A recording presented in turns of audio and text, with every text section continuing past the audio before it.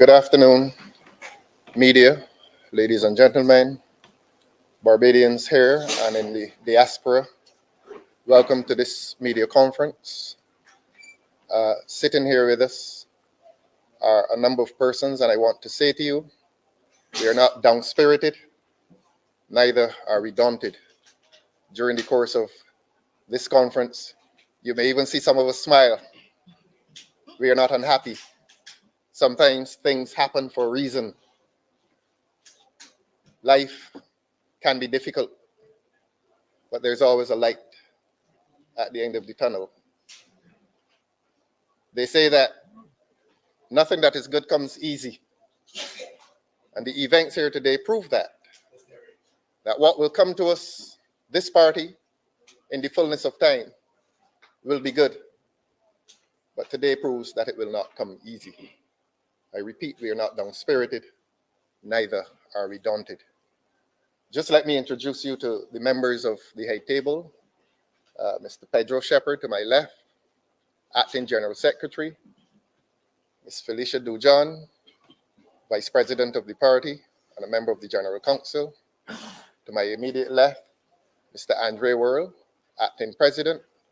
To my immediate right, Ms. Shakwani Hunt, and you will hear tomorrow that she will be one of the party's spokespersons on the matter of youth affairs.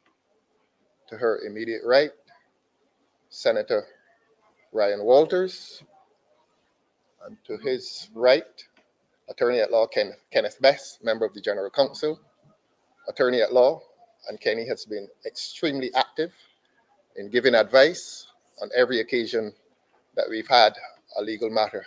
And you all know that we've had several legal matters confronting us, several interpretations of the Constitution, which we're not here to debate this afternoon. We're here to indicate to the public what transpired here today. And at the far right of the table, Mr. Quincy Jones, who is conference committee chairperson. Now, you would have heard a report going out on the media earlier today indicating that the expelled president and general secretary were reinstated. That is absolutely not true. And I am not here to criticize journalism and the content of journalism. But if the media house had double-checked with us who legitimately held and are holding this conference, they would have discovered the circumstances that led to that false declaration, and they would have understood the circumstances which occurred here today. I am not going to, at length, say to you what happened here today, but I'm going to give a summary. And the brief summary is that when this conference started, it started under the chairmanship, the valid and legitimate chairmanship of President Acting Mr. Andre Worrell, and he was assisted by the General Secretary, as always is the case, Mr. Pedro Shepherd, and at that high table was Mr. Quincy Jones. I want to say to the public that as soon as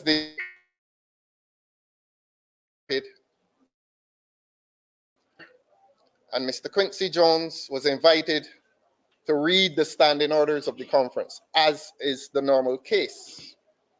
Before Mr. Jones could,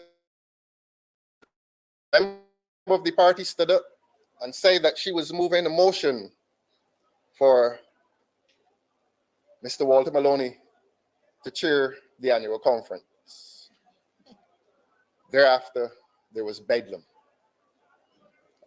She claimed to have had somebody seconding the motion, and we saw the strangest thing, singing and dancing and chanting and singing. And we instructed members who were not party to that commotion to remain seated and to comport themselves with decorum and decency. And that was the case.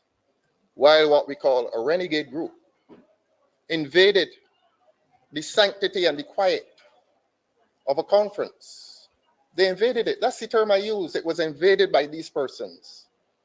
Mr. Maloney himself came to the high table, grabbed the microphone,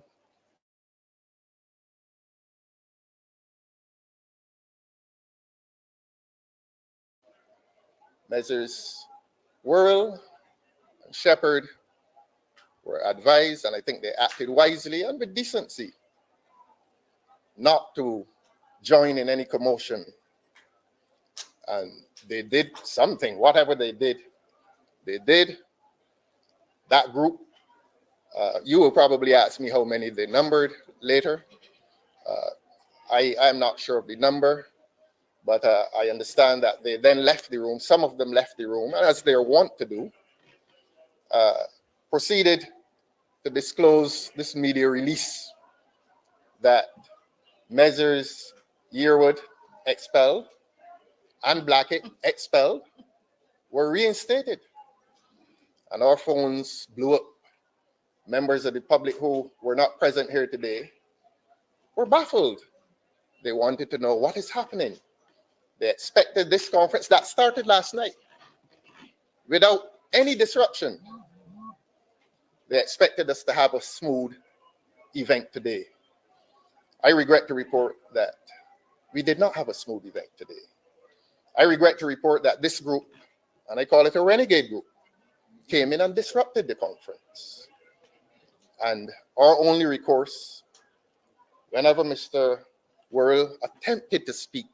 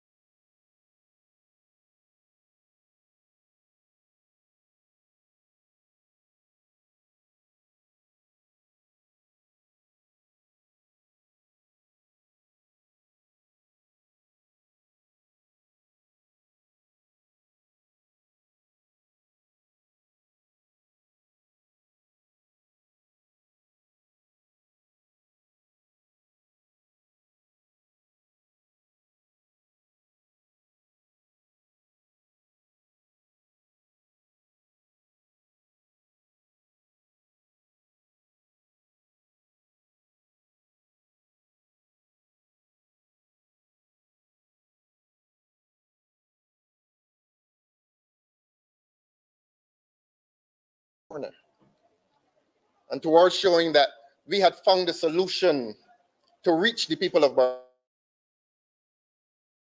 these renegade persons clearly understand that that is our trajectory, and they wish to deviate or remove this party from that trajectory of unity and of strength.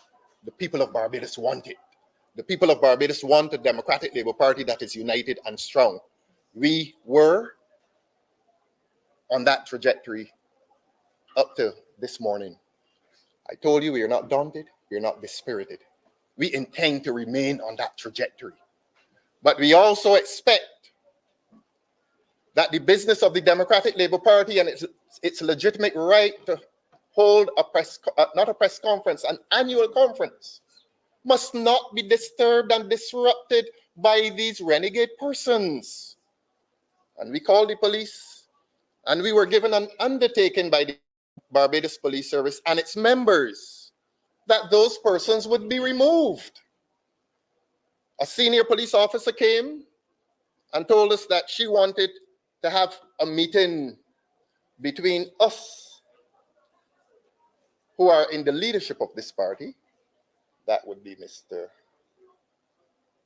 Pedro Shepherd, Mr. Andre Worrell, Ms. Dujon, myself as political leader, Senator Walters, and members of the executive and members of the General Council. That's the leadership of this party. And they gave us an undertaking that we would be allowed to conduct the business of this annual conference. And so they asked us to meet with them, the Barbados Police Service, and those renegade voices. We rejected that. If you're holding an annual conference and it is disrupted and disturbed and a breach of the peace is committed, there's no negotiation, there's no meeting of minds on that. They must be excluded. And if it were one of the highly sanitized corporate boardrooms in Barbados, they would have been removed. The work we do is on behalf of the suffering people of this country. And we have a right to a conference in peace. And we told the police that we would not be negotiating. This was not a matter for negotiation. That's a word we've been hearing too often around here. Negotiation. Negotiation with people who intend to destroy this 69-year-old institution. There's no negotiation. Peace, unity, and progress must prevail in this place. We therefore rejected that suggestion from the senior officer that came. She accepted our rejection of that recourse, and we met with her. And we gave her a detailed statement as to the persons at the head of that commotion, and indicated to her that we wanted these persons warned and removed, that we intended to resume the annual conference, and that we wanted to safeguard the conference and to ensure the safety of the numbers of persons who were in there intending to see the annual conference proceed. And therefore, the police gave us that undertaking. I told them I was not interested in arrest, imprisonment. All I was interested in, and we were interested in, was that these persons should be politely asked to remove themselves so that we could conduct our business. We are not in the business of locking up. All we wanted was a peaceful conference. All the people of Barbados wanted was a peaceful conference. And they gave us the undertaking that they would do that. We resumed the conference. And as soon as we resumed the conference, under the watch of the Barbados Police Service, the commotion began again.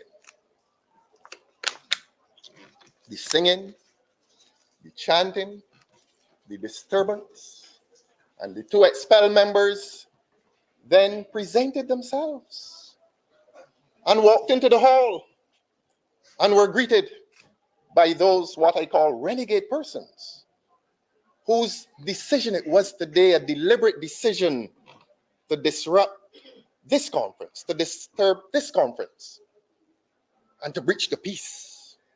And I want to say to the public that the role of the Barbados Police Service is to offer protection and service and assurance to the good people of this country. I regret to say to you today that we feel betrayed. We feel betrayed. We're not down-spirited though. We're not disheartened. We intend that this annual conference will continue. It will continue. It must. And whether we have police protection or not, as peaceful people, we will continue. And that second or third disturbance occurred under the watch of the several members of the Barbados Police Service who were in the hall while it took place. They did nothing. And the last suggestion that they made, I understand. They didn't say it to me. I believe they said it to President Worrell, that they wanted to see a court order. One of the things the police often tell you is that they don't engage themselves in civil matters. That court order, which installed these two gentlemen as President and General Secretary, is valid, effective, and it stands today. And in a very real sense, it is not police business. The business of the police is to ensure that this conference would have been allowed to continue without a breach of the peace. And I believe that comes close to criminality, and that we were the victims of criminality, having our peace breached by a renegade group which came in shouting and singing and dancing and disturbing the general course of the meeting by interrupting this gentleman to my left. I understand the last suggestion that they made to Mr. Worrell is that we suspend it. So here was the Barbados Police Service being requested to come to our assistance. And here was the Barbados Police Service declining to act on behalf of the citizens of this country called the Democratic Labour Party. This party that suffered a breach of its peace today. And they had the temerity, not all of them, not criticizing all of them, but we feel aggrieved that we lost the support and the protection of our Barbados Police Service today. I'm going to say this as well, that during our meeting with the senior officer, the public must know these things. That meeting was interrupted several times by the senior officer receiving phone calls. I happen to know who the phone calls came from. I will not disclose it, because even now, we want to be decent. But when we met with her and gave her a detailed statement and gave her names, that meeting was interrupted several times by telephone calls. We know who they came from. We are now living in a country. We are now living in a country in which the peace-loving citizens are losing the protection of the Barbados Police Service in the legitimate pursuit of our political rights. This is not a police state. The police are here, as I said, to serve, to protect, and to reassure. We feel today that we have lost the service. We feel today that we've lost the protection. We feel today that the Barbados Police Service has not given that reassurance to this party in its political pursuits, which are legitimate. We feel aggrieved. We regret to say to the people of Barbados that that is where we stand today. I began by saying we are still capable of smiling. We began this press conference with prayer because we believed in the power of prayer.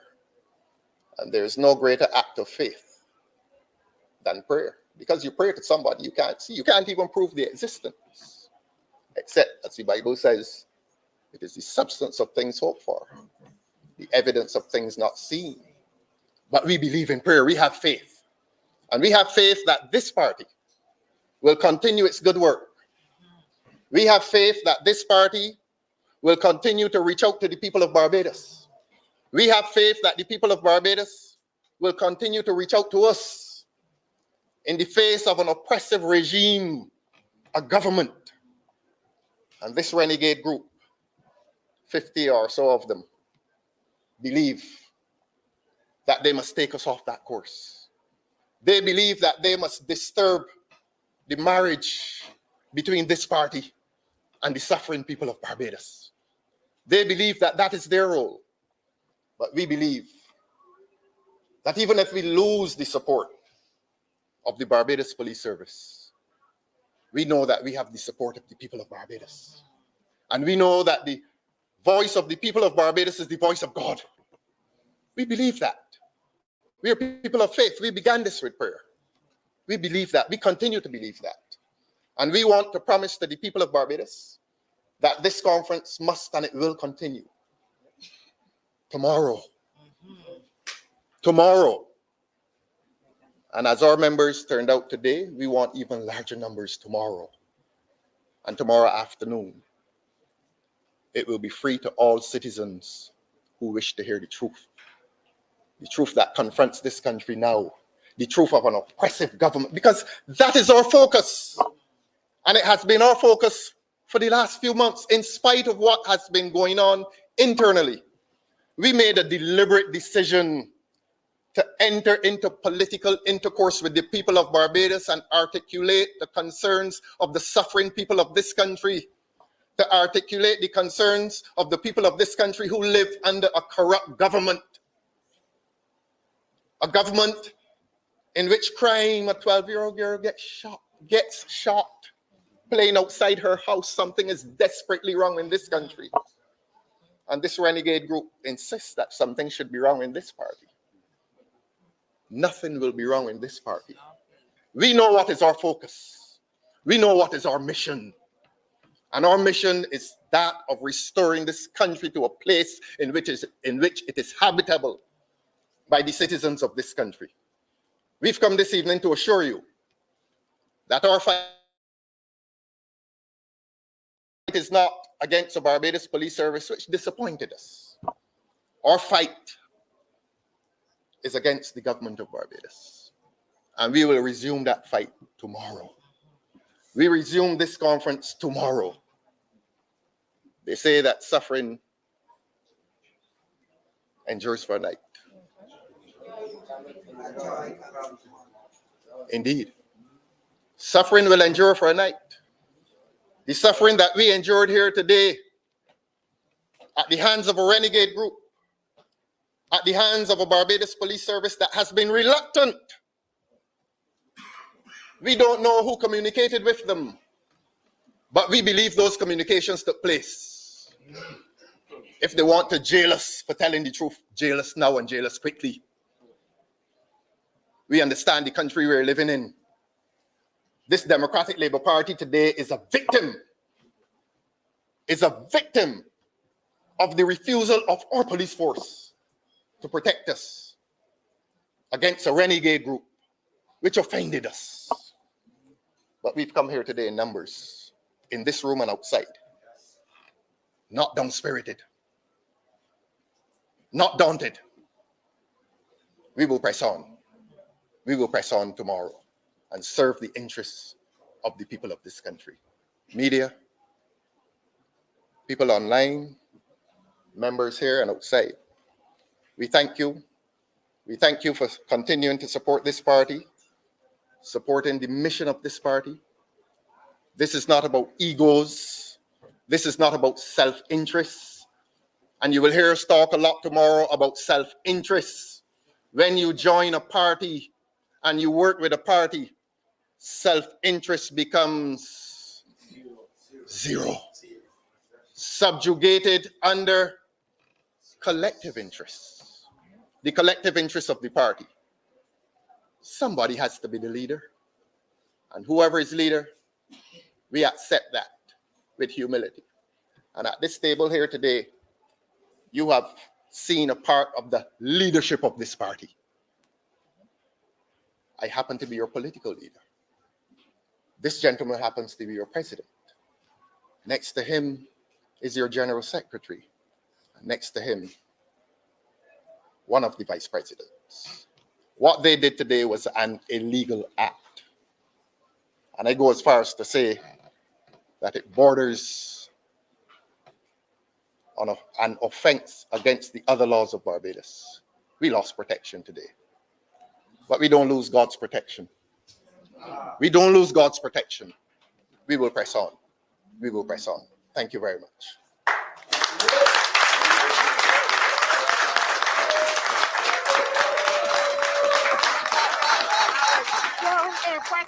Shall we?